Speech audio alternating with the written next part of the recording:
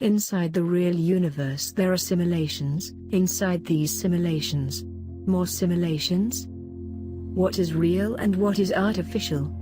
German researchers from the University of Bonn claim they have proof of this far-out notion to be in fact something to be taken seriously. Physical laws that have natural constraints have pointed these researchers in this very direction. This direction is the fact that simulations in this world do already exist, and the existence of these small, continuous simulations, although in a mere three-dimensional base, proves simulation highly more likely than not. These constraints earthly experimental simulations are also astronomically held back due to time, more precisely points in time, and directions in time. If sure enough a computer simulation is created in our own image, this world, galaxy and universe would be the natural scientific quest for any intelligent life form not too dissimilar from us to strive for. Our scientific community sure enough meet the criteria of magnitude and inquisitive intelligence to no doubt, philosophically, build such a computer simulation. All this of course granting our intelligent technology rises on par with many other elements that may or may not be in our control. If this is a simulation, and this simulation supports us so convincingly, the question remains as to why is everything we perceive so suspiciously perfect? I think therefore I am, if not by form but by image. Is the growing awakening that reality could be a high-tech reality fabrication by immaculate computer systems of our own future or ascendance taken to a point that we as a simulation cannot tell the difference between what is reality and what is simulation and possibly never will? Forget virtual reality and other artificial high-tech sensory input technologies that are changing our existence as we know it, from education, medicine, space exploration, gaming, war. What has really changed? Realities that are simulated from out of loving or spurious machinations of nature, and on the other hand we would be completely unable or unwilling to perceive truly what is real and what is false. Arguments on this theory concerning our own technological evolution to the very questioning nature of philosophy itself linger on. The age-old contentious assumptions by Descartes lingers. I think therefore I am. The rip-bone rationale to reality is of a simulated reality existence, Earth and universe, firmly suggests that our perceived existence as people folk is not real but merely an extremely intricate program or set of algorithms of a prehistoric basic reality from a different universe. This elaborate program being truthful enough to appear as actuality, to our own perceptions, is supposedly meant to appear real and tangible to the inhabitants of this Earth, universe and what lies beyond. This mind-bending rationale has fueled countless novels and screenplays in the classic science fiction genre and even crossover genres, from comedy to horror. It's not too far out there to assume that the makings of the immaculate computer systems and programs required for such artificial realities is just a stone's throw away from quantum technology. Futurologists and philosophers from all fields see this as the sure inevitability of our species to have this very capability in our own hands sooner than later. These technological forecasts, if true as many believe, in the landscape of our not too stretched imaginations, will graphically enlighten us on the complete beginnings, origins and distant far-off futures of this universe and more. These technological enlightenments could and will be used for medicine and maybe the ever-strived for elixir of eternal youth. Complete mind and mental, spiritual awakenings we all have naturally in our grasp. Eco-housing, city design right through to physiological transport and even transporting in time. Theoretical physics becoming a backbone to basic learning and fundamental understanding for all to access. If acceptance of our current existence exists, and our consciousness is so superbly perfected in assimilation of another's design, and our acceptance is commonplace, then our historical ascendants we do not truly descend from. We descend from the simulated that were simulated by a far more advanced of the first human-like species, if there is always such a species to begin with.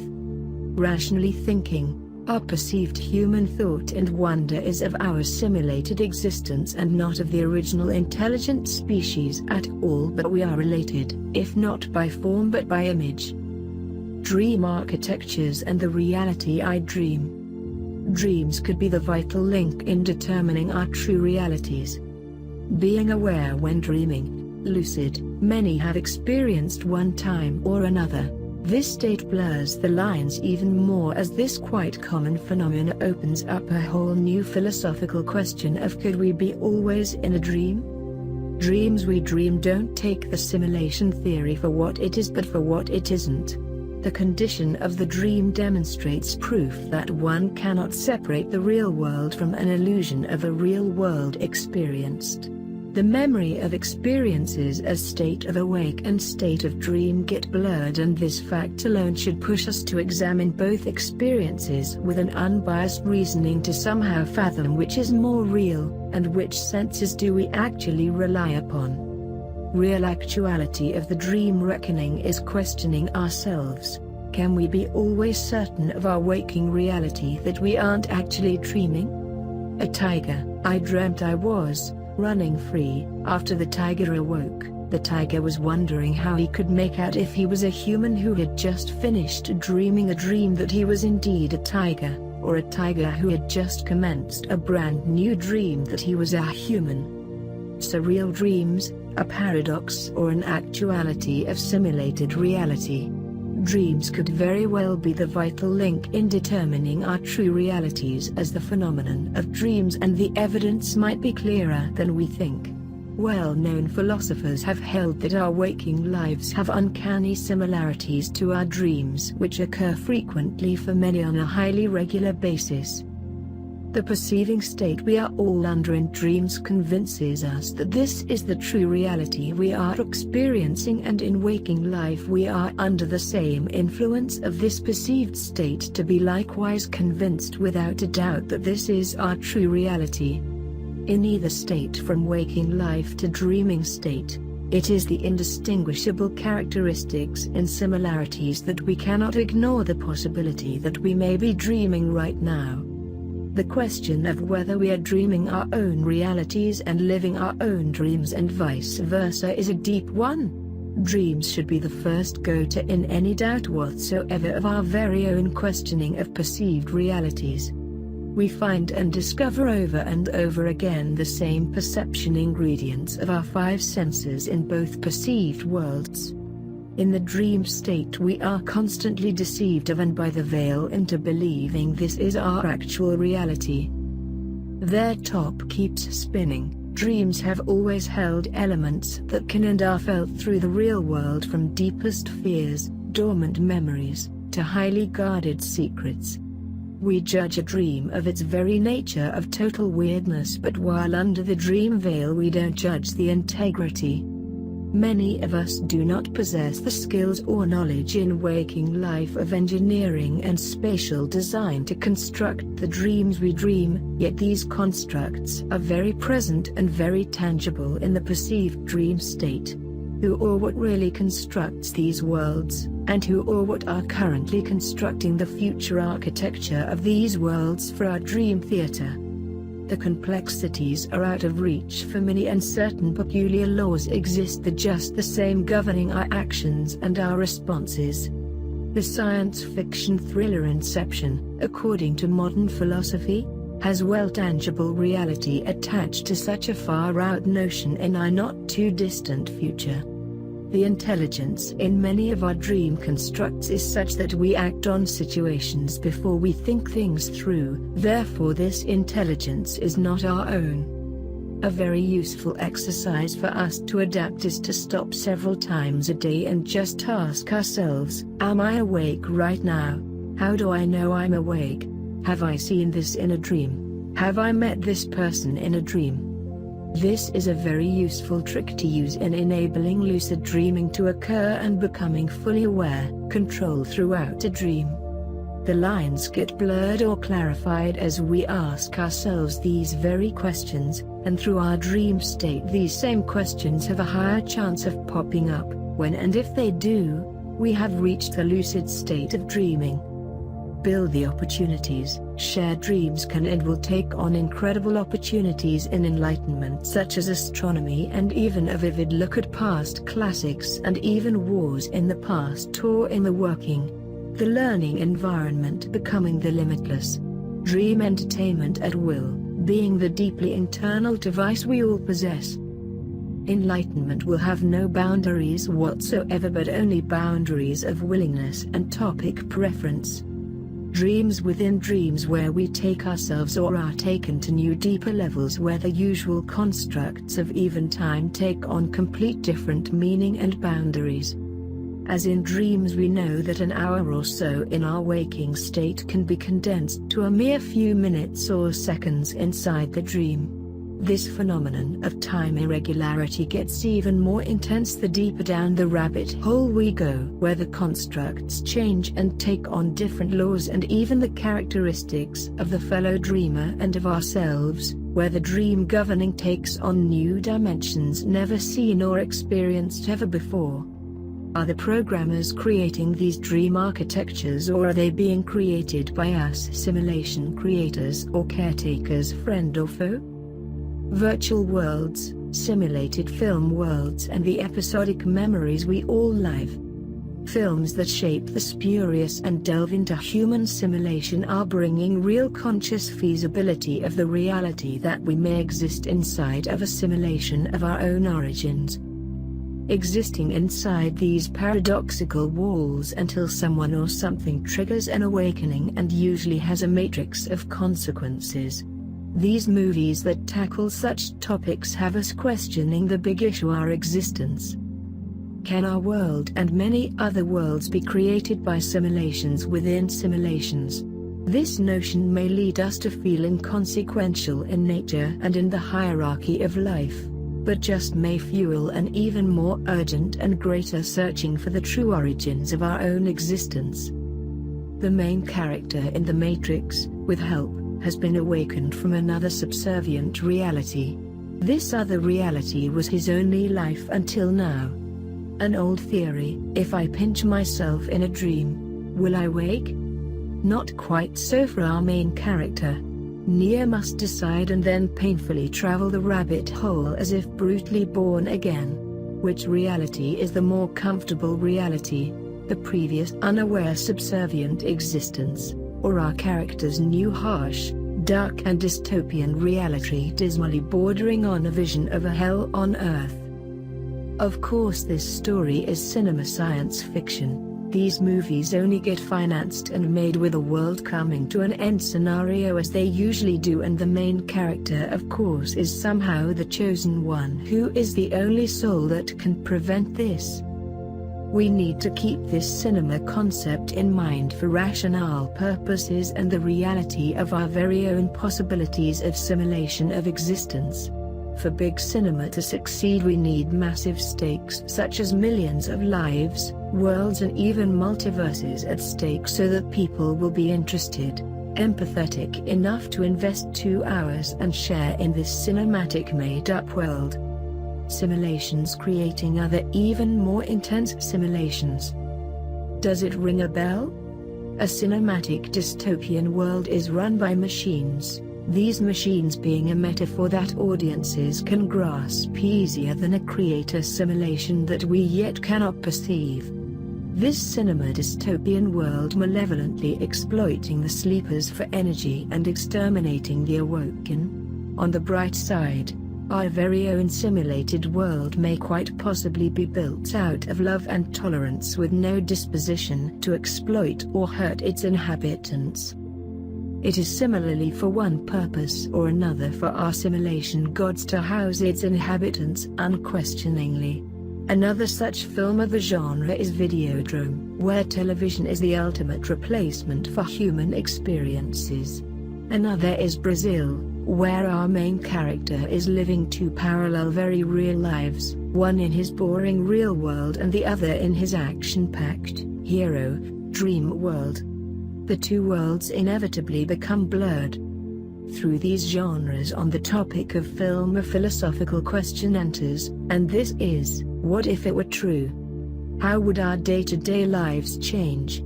Possibly religion, sun, tree, animal, or moon worship has been planted here in and around us for thousands of years, possibly to precondition us for the shock of reality if and when enlightenment arrives. What is it that gives us reality and knowing? Are we that trusting of our perceptions, thoughts and feelings? The 13th floor, where virtual worlds are created to experience a different time in history, but the perceived time in which this experiment originates is yet another time in history altogether.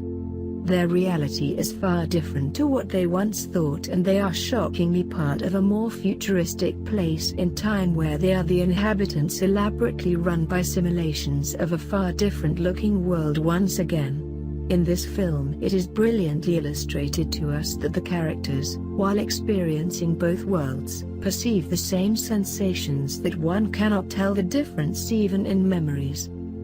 Implanted memories in replicants, as in Blade Runner, where one cannot actually know which memories were formed by experiences and which memories were implanted to simulate a real lived past.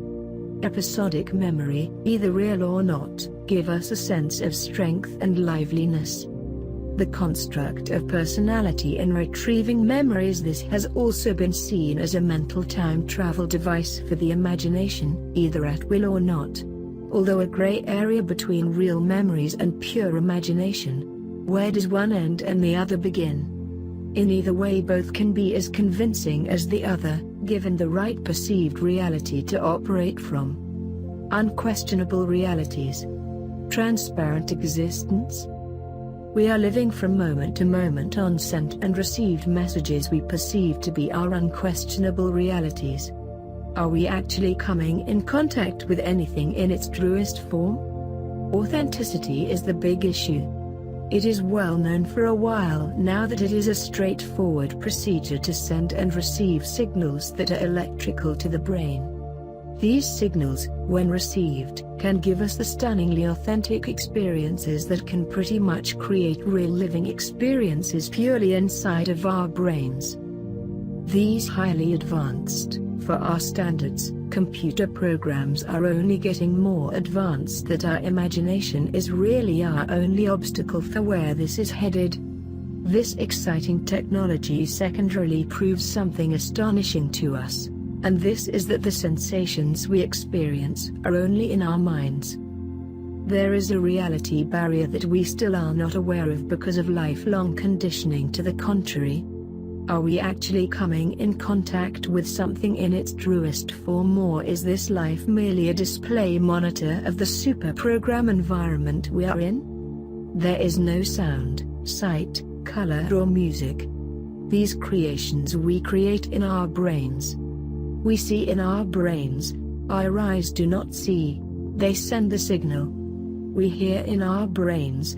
Our ears do not hear, they are the sender of the signal. The same for touch, smell and taste. Our brains receive this stimuli by way of our nervous systems, then onto our perceptive centers of our brain from the advanced deciphering. In turn, this gives us our realities from moment to moment, taken as electrical impulses. All things originate in the sensory centers of our brains and therefore finish in the sensory centers of our brains. We imagine or perceive that these senses are reality. In fact, these senses are not real. Us as humans do not have the proof of what matter is really like on the outside of our brains. We are living from moment to moment on sent and received messages we perceive to be our unquestionable realities. All matter is transparent as to the atom's nature. The nucleus, neutrons and protons, spaces and gaps between such and thus makes these transparent. Our brains decode all of this simulated reality into what we can and do perceive as actuality. This is me. Projected, simulated or not. Once upon a time only the deep-thinking philosophers asked the important questions. Nowadays it has become more commonplace for all to observe and query reality. Is it one big giant simulation built by some advanced race, ancient or futuristic, and should I even be concerned? Even a handful of new questions that arise have even put science itself into questioning mode. New questions that even debunk modern science.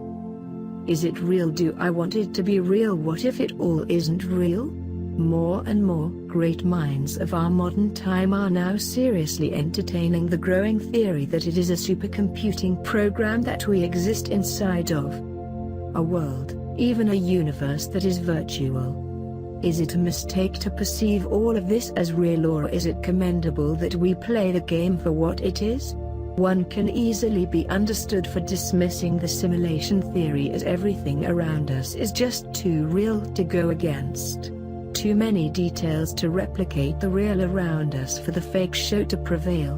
Good and bad experiences must all be real. Consider for a moment the astronomical speedy progress of technology in only 30 years and what can be observed over the next 30 years and so on. Moore's law suggests that the speed/power/capacity of computer systems doubles in approximately every 2 years. Just imagine, with our limited simulated minds, a 10-year progress in computer systems even conservatively following Moore's law. Then double it. Now look at 100 years. We cannot comprehend even a minuscule of the progress following this law, and if we did, our minds would explode. We cannot fathom our future landscape. Even our mental landscapes of this future will be so completely foreign. Quite possibly even the languages we speak. Our conversations may all be code or even a faster again communicative device. The traditionalist love of language way of speak will be possibly kept for the love of speaking, as vintage cars are kept. The superhighway communication and thought that waits for no one will have soured ahead. Possibilities are growing of this universe being manufactured by races far beyond ours. We are the microorganisms that had their start given to them in a lab or at a dinner party. A laboratory of all dimension and matter. The actuality of such experiments are not too far out of our own human reach. What is artificial and what is real? An independent universe all of its own that would exist and thrive given the right elements and timing. The artificial becomes the real to our perceptions at least. Taking this notion of the beginnings of our universe further again, we mustn't ignore the next possibility, and this is a reality or actuality of being that transforms our beliefs once again. We are all of the simulated type of being, of some sort. An incredibly powerful, all-encompassing computer code. Our roles in this are merely existing as a type of code governed or set forth by the program, not unlike the scenario of the characters in the original Tron movie. At times questioning their own reality, their memories and dreams. Back to our brain stimuli that only gives us the perception of realities. We react predictably, following the billions of sub-programs that define us as real. If this scenario is the real one, then in reality of human actuality, there is no fake but only conceived good vibrations. No breaking through a wall, but possibly redefining oneself in other ways, hence our innate desire for betterment and beyond. The 1111 phenomena. Or is it human nature? The time 1111 and the uncanny links with numerology is believed to strangely coincide with events explained by real phenomena, or is it all coincidence? Synchronicity and the reality that somehow we see 1111 in an auspicious light. Possibly a spiritual experience, a mystical experience, a new age glitch? Whether philosophy, physics, or is it a pure down-to-earth bias that so many of us practice somehow without any consciousness, or is it simply covered built-in coding showing us something more? The 11 orientated dates, whether personal or through history, have similar or possibly even more reason for intrigue. 1918 World War I, the Great War, ended on the 11th day of the 11th month. 11/11 popular for new service or product launches, engagements, weddings, reunions. Cognitively easy to remember, or something taking to the middle, like our very own Event Horizon.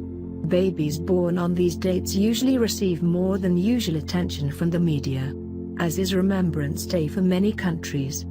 Known to be also an auspicious favorite for gamblers. Mystically, the number 11 is neither a positive number or a negative number, not aligned with divinity nor is it aligned with evil. In mathematics, 11 is a prime number.